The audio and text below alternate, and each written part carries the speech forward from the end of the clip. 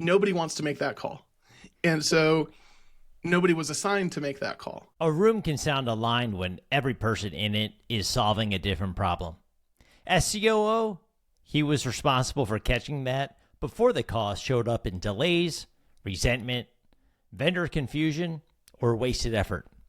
This conversation is about the questions leaders avoid because they sound inconvenient in the moment, and what happens when nobody asks them. This is Decision State. When you were COO, what were you actually responsible for keeping aligned day to day? Let me back up just a moment to say that I was the COO for the last year and a half of my time there, maybe almost 2 years there. Basically started as a content writer and then moved into the operations side. So what was great about that journey was you got to understand not only the voice of the customer, but the voice of the team, especially as we were building those out. But the part I didn't know about being a chief operating officer, and it very quickly hit me in the head, was the fact that you have to manage up and down, because you are the bridge between a large portion of the team and the organization and the shareholders and the executives who make all these decisions. And I just didn't understand how much time I'd spend managing up versus just, managing across the organization. Could we jump into a specific meeting or situation where maybe the room sounds aligned, but you could tell the pieces were not actually fitting together? Yeah, I'll give you a great example. So when we were growing and we were direct to consumer, we were going through all of the growing pains of an e-commerce site that, things as simple as your payment gateway become very important. So we had an amazing relationship with our payment provider, or gateway.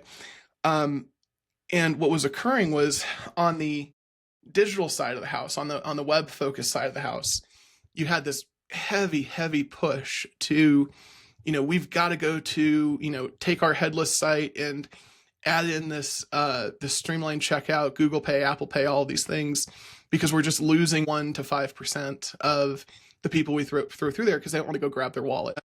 What we did to solve this problem is go in and look at ways to improve the system.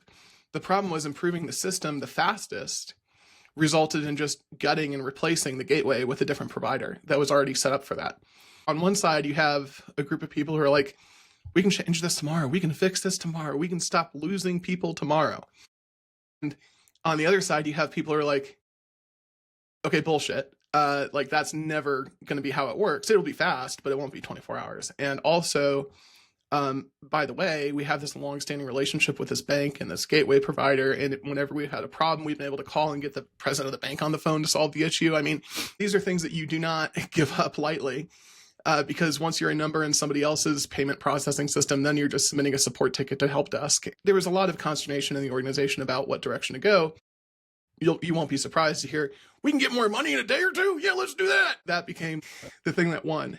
And I wish I was joking. We actually had a person on the team that sounded exactly like that. Basically, at the end of the day, we went in this direction that was like, okay, here's the new provider. It's really simple, plug and play. And of course, it took a week. But regardless, it's still fast and still solved some problems. But then it meant that I get this call from Ahmed, who's our payment guy. He's like, hey, why isn't there any transaction volume going through our system? What happened?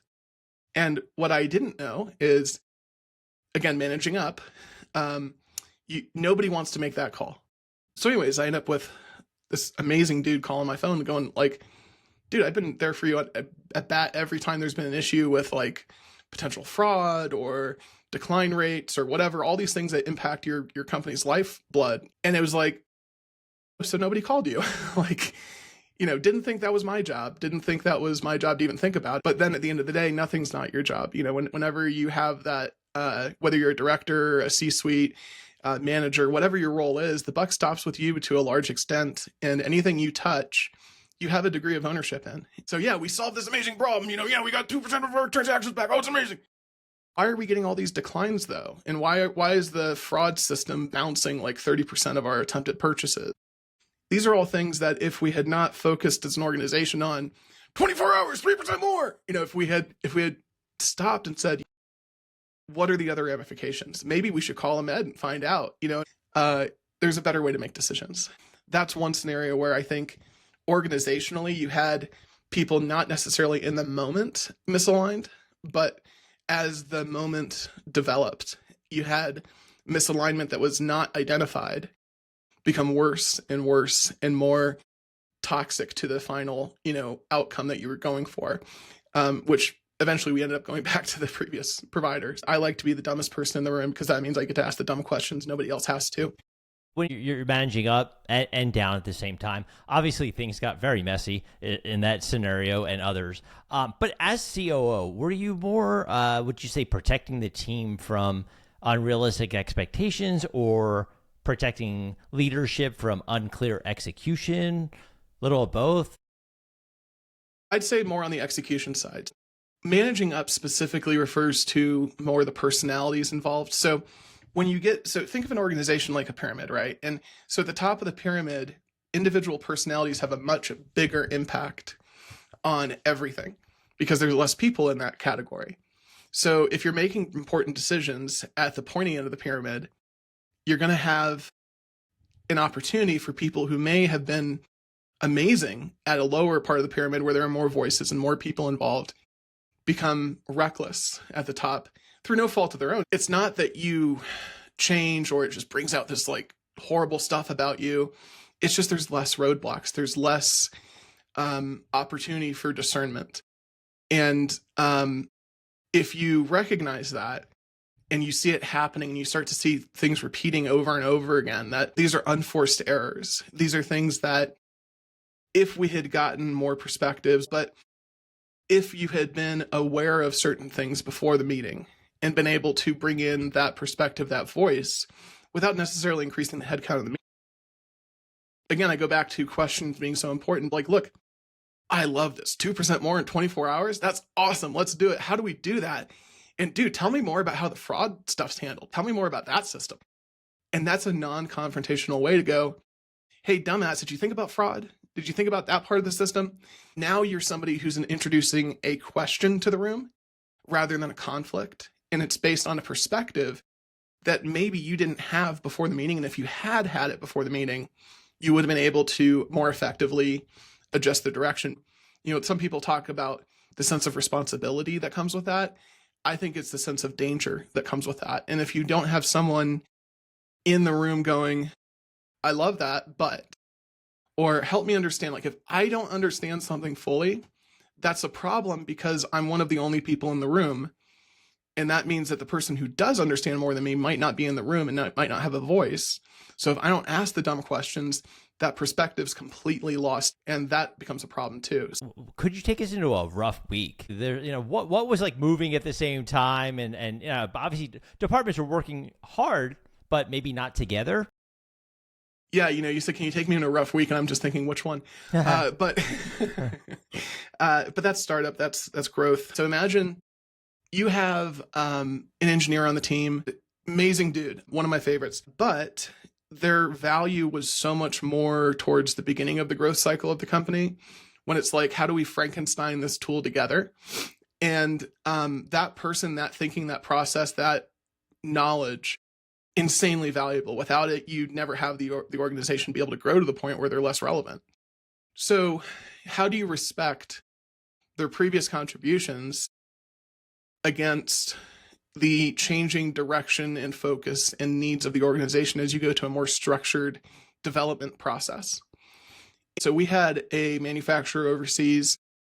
It was a US owned facility, but in a foreign country, which was complicated but awesome at the same time because it allowed us a lot more protection over our IP and a lot more control over the process. But the challenge is now you have this international team trying to figure out how to iterate the device, how to iterate the technology, how do we solve this problem without creating others? And oh, by the way, while we're solving this one, yeah, we're going to change things, but is that a bad thing over here?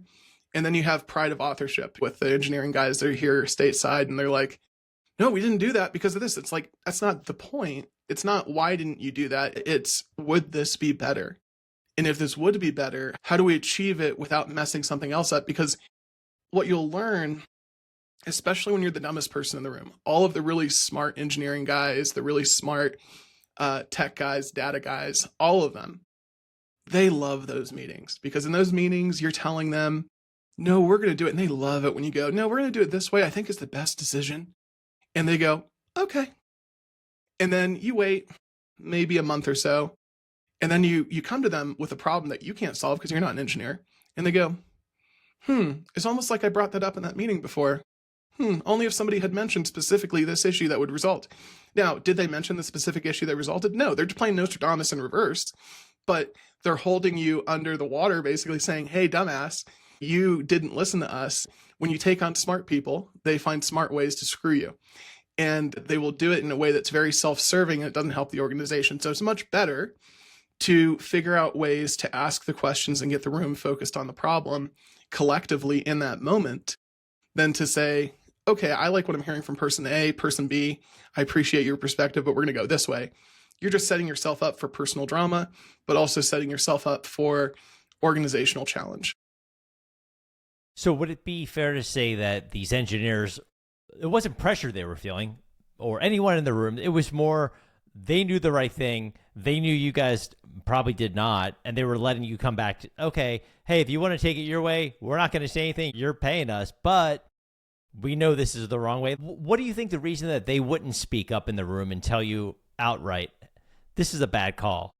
Yeah, so there's people I'm thinking of right now and picturing in my head when I tell you this story who are some of my best friends now. So what's happening in the room is they don't know for sure that their position is the right one. They don't have the data. They don't have a crystal ball. But they know that there's a reasonable argument to be made that they're right and the other guy is wrong. And that's okay. There's nothing wrong with that. You want a diversity of opinions. But the difference is a lot of leaders make the mistake of saying, okay, I've heard from team A, I've heard from team B, I'm going to make a decision. And that's fatal because you are not the person with the most experience in that space. The reality is you have to be able to nurture the conversation between the two parties to suss out the pieces. Because if you're just getting the summary, the conclusion from each side of the team, you're losing the expertise that led them to that conclusion. And in their mind, they're assuming you already know all this stuff because they do. And so the challenge is, how do you solve that? And again, I go back to questions are kind of the superpower. It's like, how do you formulate a question the right way to get smart people to want to explain their thinking without them realizing they're explaining their thinking? Because, you don't want to make them feel dumb. But if you say, look, you know so much more about this than me, sounds like you're very passionate about this position. Help me understand why this other idea over here doesn't make sense. So it's about the idea, not the other person. It's about the situation, not about the people. You take away the egos, you take away the A-B conflict, and you turn it into a collaborative, okay, these are the objectives. Collectively, you guys both have different perspectives, but how do we take everything that you two have and merge it together to achieve these 2 or 3 objectives that are the most important to the organization right now? Were there people in the room maybe saying things that sounded productive, but was more of an avoidance of the big issue? Yeah, no, it's ego, right? Like if you come into the room and if you plant your flag and you say, you know what, this is my opinion, this is the best way to move forward, and you're somebody with a big voice in the organization, the last thing you want to do is be proven wrong in the meeting. And so you're less loyal to the benefit to the organization and more loyal to your ego. It's just natural human behavior. And so you end up with these really stupid conversations that aren't very helpful because it's everybody, setting out their territory, setting out their stakes. In those moments, questions aren't helpful. In fact, you have to be able to end the meeting basically and say, okay, guys, this was great. Really excited about this. Let's do a follow-up in a couple of weeks, but hey, Rick, can I circle back with you tomorrow or this afternoon and learn more about what you were saying? I just didn't understand part of that. So now you're not laying off any flags for the person with the ego that like, oh, he's going to go talk to the people I don't like. But you're opening yourself up to learning and hearing the other side in a room where that wasn't an option. And it wouldn't have been productive to try to make it an option because it wouldn't have been done in a productive way. So you have to know how to do both. You have to know how to end the meeting. You have to know how to grow the meeting. When you mentioned a story about a vendor, right? Sure. Everyone's working on their piece. Maybe the puzzle doesn't fit. Would this be a similar scenario to what we've been discussing now? One of the ways I've seen very effectively to bridge that gap, to figure out like, okay, we're growing. I'm in a leadership role, but I'm not sure that I know any of the answers here. But at the end of the day, the challenge is best solved with vendors. And so you bring in these people with the expertise, the consultant class, I hate them, but the consultants, the people who know more, preferably people who have done more rather than know more, because the people who know more generally haven't done more. But the reality is, once you start bringing in these vendors, they have their own agendas, they have their own concerns. They're looking to generate more and more revenue for their bottom line, as they should. But sometimes their growth isn't about your growth. So going back to the vendor challenge, some of our different social media platforms were all being managed by a specific agency. And that's natural. It makes sense. As you start to get bigger, like when we got to the point where we were spending, like, for example, $3 million a month on Facebook, right? Suddenly you get these opportunities to go in and get advice from people who are literally behind the curtain. And at that point, now you've got a vendor that you've been working with for a long time who feels threatened. And so suddenly they're making decisions based on how do they maintain their relevance, which ironically is the opposite of what they need to do to maintain their relevance. Like, if they would literally come to you and say, dude, we've had a great ride on this channel, but you're right, that guy's better to manage that. Do you know how much more money I'm going to spend with you if you come and tell me that? Like, I'm going to throw money at you to grow the other channels to the point where you say that about the other channels to me too. But instead, it's, well, the synergies of breaking apart the channels would result in some missed opportunities and less optimization. It's like, no, it wouldn't. But also, where is this advice coming from? And now you're questioning the person instead of going, wow, this person got me to here and they're really honest about what it takes to go there. So I guess this example kind of pushes both on the challenge of vendors having different objectives and going in different directions. How do you discern the right move in the moment when you're moving? And by the way, a company never stops moving, which is a real pain in the ass because, like, I like to sleep. So the reality is that you're going to have these moments where you can't control everything. So, the other piece of the pointy end of the pyramid is, okay, now you have an outsized influence, but you also have less involvement. And that's a really tough thing to figure out how to manage. Speaking to vendors, a lot of the people I talk to will say they just don't understand the internal pressure going on in the company. Mm-hmm. Never, yeah. So could you attest or speak to that? Yeah, I think that's a really good point. All these vendors are building their relationships that people talk to people buy from people. And it's like, no, like that's not what's happening behind the scenes. When I sit down with our team and we're going over numbers, I'm not thinking of, well, Becky's hot, way hotter than Megan. Like, oh my God, I'm definitely going to give her the business. That's not what's happening. What's happening is, how do we achieve the goals? How do we make the shareholders happy? How do we make our team happy? Because everyone has their own opinions and egos and goals and things that make them excited about working here. And so sometimes when you make a decision over here, you're crushing the thing over there that makes them happy to work here. So, you have to think about all those things. When it actually comes down to the decision, it's not about that, or it shouldn't be. And it was because I was accountable for the outcome. So yeah, just because I like somebody doesn't mean I'm going to buy their product, because I'm not going to be able to say to the CEO or the shareholders, guys, but she's got great tits. It's like, it doesn't work that way. Like, it just doesn't. And anybody that's dumb enough to think that way, let alone act that way, is going to have a really bad outcome. So would it be like maybe a scenario to that point, a moment where maybe everyone agreed too quickly because they wanted to work with this vendor, but then that agreement became the problem? I'll give you a great example. We're in Seattle for this conference, and amazing opportunity to meet with all these different marketing people. The challenge was, we had one of our vendors hook us up with amazing tickets, amazing access at this. We're also in these rooms where the people who are making decisions with millions of spend, these are the rooms behind the convention hall that are, off the hallway down to the right, that people don't even know are there if they're just there because they bought a ticket.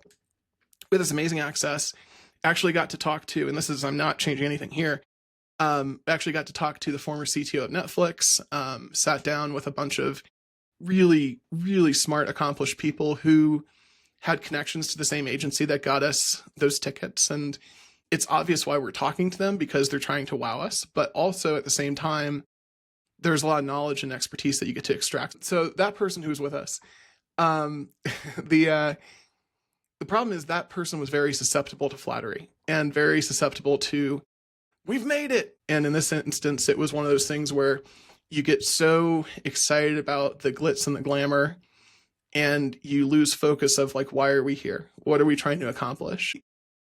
So the challenge is, again, like, why are we at this conference? We hired an agency to deal with all the affiliates. So why are we here? Second off, why aren't we talking to the people we don't normally get to talk to, rather than letting the people we always talk to dominate our time just because they paid for us to be there? It was an amazing experience. I have zero complaints about the whole time we were there. It was awesome, learned a lot, but there were a lot of missed opportunities. You've got to look at things from the standpoint of what's better for the business, what's more of an opportunity. How do we spread our influence, spread our access more than, just all of us showing up at one thing? It was a challenge, it was a frustration, but it's not something I realized in the moment. I was only looking back and going, yeah, no, that was a missed opportunity. So what, did someone ever name the issue? Did it ever come to a head? Mm-hmm. Oh yeah. So what hit us? So we were working with these adult performers, and I promise I'll keep it PG. They're already using our product. They're already using our technology. And it was like, how do we get them to talk about it? And so basically, over and over and over again, these meetings, and we were in LA. So, I mean, it's not like it was difficult to find ways to cross paths with these individuals. But over and over and over again, it was like, oh yeah, but I didn't see you at that conference. It was like, yeah, no, this is great. This is really cool. Why, you guys got to get to that conference next year. You guys got to get a booth. And it's not just when you hear it once, it's when you hear it like 50 times in a year and you realize, okay, I just had 50 meetings this year to accomplish this goal that I could have accomplished in one weekend, at that conference. And, so that was frustrating. Not to say that it wasn't fun, but it was frustrating. So did anything change once this actual problem was spoken out loud? We actually added a layer internally to build out a team that would, it was really just one or two individuals, but their responsibility was to manage the marketing side. Because the problem is when you have a CMO who's amazing. Dan Steiner was our chief marketing officer, absolutely amazing guy. And I don't even like him that much. So, for me to say that, that's a hell of a compliment. But,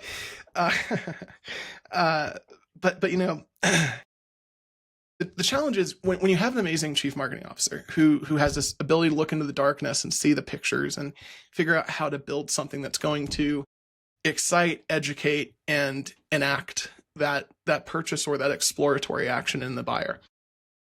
That doesn't mean that they're the best person to manage vendors. There's this one area that there's no way any one human could possibly handle the bandwidth required to be good at all these things and then manage the relationships. And you think, well, we have vendors, so we don't have to really manage those relationships. That's the vendor's problem. It doesn't work that way, or the agency's problem in this case. It doesn't work that way. You have to have somebody, and it's like a great parallel to this. My dad, who's an attorney, he will be the first to tell you that if you're hiring lawyers to solve a problem, you need a lawyer internally to manage the lawyers, because otherwise they're going to run away with your checkbook. And you don't know enough to be able to say, that's valid, that's not valid. So, you have to have that in the process. And in this case, we added a layer of management in the company to manage those relationships, look at opportunities, look at ways that we structurally use vendors beyond just what they're telling us and what they're promising us. It's one question, are they delivering on what they promised? That's an important question. The other question, though, is, are they limiting you on opportunities to expand elsewhere? And that's an important question that a lot of people don't ask, because they're like, no, that guy's great. He delivers on everything. Great. Perfect. He's doing a great job. Not looking to fire the guy or the gal, but I am looking to figure out how to maximize opportunity. What if I miss that other opportunity over there? You have to be able to look at the 360-degree picture, and no vendor can do that internally. And that brings me, I know AI I wanted to get into with you, because, that's current work. Taking those COO experiences, how if they do, shape the way you now look at AI implementation? I love that question. So we have to remember AI is built in our image. And so I went from focusing on helping guys perform in the bedroom, over 100,000 of them, I'm proud to say, over my time at Launch Medical, to now being in the space where it's like, how do we empower everyone to access information, technology, capability? So AI, number one, is created in our image. And I am not an expert in AI. I'll be the first to tell you. And anybody who tells you they are, bullshit. It's changing too fast. It's evolving too quickly. The reality is, if you realize what it takes to be an expert in all those areas, we just removed that. We literally just took away that barrier. We have AI, which is a translator more than anything else. And so now you can go in, you can ask questions, get information directly from the source. The internet gave us access to unlimited knowledge. AI has made that unlimited knowledge accessible in a moment's notice. And too many people, I think, are using it as Google. Nothing wrong with that. Stupid, but nothing wrong with that. The better approach with AI, in my experience, I can help you with the deeper questions of, like, how do you build a solution that allows you to automate things or teaches you how to use something else? So if I ask AI, hey, I need to figure out what to write a blog post about, I wouldn't start by saying exactly what I just said. I would say instead, you're an expert in SEO, specifically going to my dad's website. If you were the person running waterfrontpropertylaw.com, looking at the history, looking at the content, looking at the language that's used, looking at what's covered, if you were to do those things, and then as an expert in the space, look at them critically, but not without respect for the tone and the style. So number one, you're telling it what it is, because AI is created our image, but it's always a blank slate. Number two, then you tell it what you want. You say, I need a blog post about this thing that's going to be able to go viral, be informative, be accurate. And then third, you're telling it what that end product looks like. So we've told it that it's an expert blogger in that space, in that specific space. With a marketing background, we've told it that we're looking for a blog. So it knows who it is, it knows what we want. But now we need to tell it what the end result looks like. And so now we say this article should be 2,000 words. It should be it should make multiple points. It should have short sentences, short paragraphs. It should be very easily readable on mobile. Something that is going to have pull quotes that would make sense, that people might be excited about. And again, all in the tone and style of waterfrontpropertylaw.com. I'll let you know a secret. That's how you get the most out of people too, is when you tell them what you need and you're making sure you're going to the right person. So that's the who are they? But if you tell them what you need and you tell them what success looks like, you're going to spend a lot less time going back and forth. You're going to be able to get what you need a lot faster. AI is built in our image. So if we can just stop getting distracted by a lot of things and realize, different models are better for different things. But if you use it in the same way you would talk to a person and say, this is how you get the best out of them. I love that, because I talk to leaders a lot. They think they're solving problems with AI, but it's actually an organizational clarity problem. What do leaders often think they're solving with AI that may actually be an organizational clarity problem? Okay, so you use bigger words than I'd use, so you're smarter than me, but I'm going to say it's simpler than you. So what you're asking me is, are these people solving the symptoms, or are they solving the core challenges? There you go. And the underlying cause. So the answer is they're all trying to solve symptoms. But it's not the symptoms that are keeping them up at night. It's the organizational challenges. It's the things that don't work properly. Those are the things that are keeping them up at night, and they don't even fully recognize it when they come to you. And the problem was all these off-the-shelf AI enterprise-ready solutions, the smaller businesses out there, they're grabbing these solutions saying, I need AI in my company. The Wall Street Journal says AI is going to take over my industry. I better have AI be part of my company. And so they go out and they buy an AI tool. Nothing wrong with that tool, except it's like they're buying a screwdriver when they need a hammer. Or worse yet, they're buying a screwdriver, but it's a Phillips instead of a flathead. And so, they're in the ballpark, which means that they're going to really try to jam that thing in there and make it work, because it's like, no, it says on the box it does this. So what happens is over and over and over and over and over again is companies have to adjust their culture, their people, their process around the tool, rather than the tool adjusting to match all of the unique things that got them to this point of success in their industry. The problem is it's a 2-year-old, it's learning. So you have to bake in, and we set these expectations of it. It takes about 3 months for AI to learn you and learn your business. And you can give it all the documents, all the knowledge bases, but regardless, it's still going to make 2-year-old mistakes for the first month or two. And that's important. You want it to. because you want to be able to correct it. So they can provide feedback in real time. There's 2 or 3 people that have to sign off on everything before it goes to production. So there's a guardrail there to keep just from thought to execution there. For the most part, we can do pretty much everything internally, and while still having access to external in a way that secures, privatizes, and makes things affordable. Well, you brought up a good thing about people and signing off checks. And you said AI should respect the human capital that's already inside the organization. 1,000%. Is there anything that you saw earlier in your career that made that important to you now?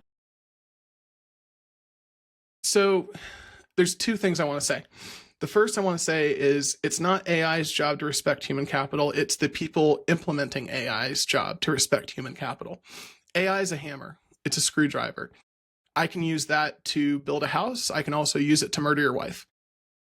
I mean, very different outcomes. Same tool. And no, I'm not offering if anyone's asking, but I want to be clear about that. So the onus is not on AI. AI is a screwdriver, a tool, a gun. You're not gonna be able to get those things to have feelings or choose how they're used. That's human choice, and you can restrict them. You can regulate them if you want to. The thing, as I look back at my previous life, so to speak, I can point to moment after moment after moment where the fact that I was the office teddy bear, everybody loved to come to my office and just talk to me about their problems, and I'm okay with that. I enjoyed helping solve problems before they became problems and being able to understand, oh, okay, well, the reason that blew up over there is because really Shanae's mad over here and Bobby just went off. You have to understand those dynamics. If you don't as a leader, you're screwed. Understanding people, understanding organizations, understanding technology, being open to allowing people to talk and explain and to trust in you. If you do that correctly, you're going to be able to drive outcomes that would not have been possible at a speed that seems superhuman. So where's that parallel to AI? Every single one starts as a 2-year-old. If it's all 2 years old starting out, but is it growing up in an environment where it's getting everything it needs to learn quickly and be further ahead? It still has to learn, it still has to live, it still has to grow. So my point in saying that is it's important to understand, just like people, AI is created in our image. If you understand that, you're going to be able to understand why the AI bots are doing what they're doing in a much more effective way and be able to train them more effectively, which again is how you get the best out of people. Like, it's the same thing I keep saying, but if the average person looked at it through that lens, they would get so much more out of technology, so much more out of AI than they're getting right now, because they're looking at it as a tool that they would use, oh yeah, AI is just like my laptop. No, it's not. It's very different. So for people who are listening, they want to follow your work, reach out, what would be the best place to find you? Yeah, so you can go to Overlang, overlang.com. You can also find me on LinkedIn, James Lang, Lang. I accept most connections. I love talking to people. What I'll leave us with here today is I probably have 3 to 5 years left. And so for me, this period of this chapter of my life is hyper focused on legacy, giving back, and building a system for really good people to be able to work together and be able to achieve things without the uncertainty that's terrifying and paralyzing people right now. It's been great to talk to you, great to get to know you. I'll put all that into the show notes and for people to reach out, overlang.com. And thanks for your time again, James. Yeah, this has been great. Thanks for letting me rant. The phone call from Ed wasn't a surprise. Nobody'd been assigned to make it, which meant everyone assumed it wasn't their job. That's usually where the cost starts. Not in the decision. In the handoff, nobody claimed.